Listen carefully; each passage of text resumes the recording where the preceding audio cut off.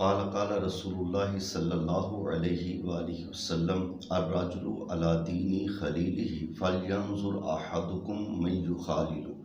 امام الانبیاء صلی اللہ علیہ وآلہ وسلم نے ارشاد فرمایا کہ دوست کے دین پر ہوتا ہے، پس تم میں سے ہر ایک کو چاہیے کہ وہ دوستی کرتے وقت خیال کرے کہ وہ کس سے دوستی کر رہا ہے۔ اس حدیث مبارکہ سے یہ بات معلوم ہوئی کہ دوستی زندگی کے اندر بہت ایک اہم اور خاص رشتہ ہے۔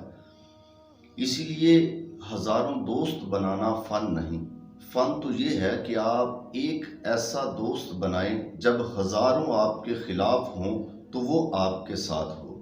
دوستی برف کے گولے کی مانند ہے، جسے بنانا تو بہت آسان ہے لیکن برقرار رکھنا بہت مشکل ہے۔ سچا دوست وہ ہے جو تمہاری طرف اس وقت آتا ہے جب سب تمہیں چھوڑ چکے ہوتے ہیں۔ ہر نئی چیز پائیدار معلوم ہوتی ہے، مضبوط معلوم ہوتی ہے، مگر دوستی کا معیار یہ ہے کہ دوستی جتنی زیادہ پرانی ہو اتنی زیادہ پائیدار اور مضبوط ہوتی ہے۔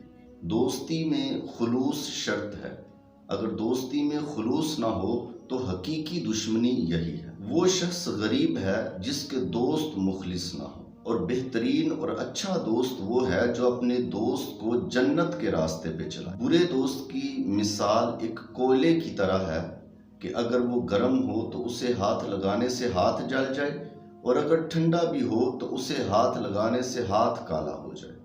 اس لیے دوست ایسا بنائیں جو پھول کی مانند ہو کہ اسے ہاتھ لگائیں تو ہاتھ کو بھی اچھا محسوس ہو، اور جب ہاتھ اس سے جدا ہو تو پھر بھی ہاتھ سے خوشبو ہی آئے۔ کامیابی یہ نہیں کہ آپ ایک سال میں 1000 دوست بنائیں، کامیابی یہ ہے کہ آپ ایک ایسا دوست بنائیں جو 1000 سال تک آپ کے ساتھ رہے۔ دوستی لگانا آسان کام ہے لیکن اس کو نبھانا یہ مشکل کام ہے۔ دوستی کا تعلق دل کی امیری سے ہوتا ہے، ظاہری امیری غریبی سے دوستی کا تعلق نہیں ہوتا۔ دوست وہ نہیں ہوتا کہ جس کی باتوں سے دل جل کر کباب بن جائے، بلکہ دوست وہ ہوتا ہے جس کی باتوں سے دل کھل کر گلاب بن جائے۔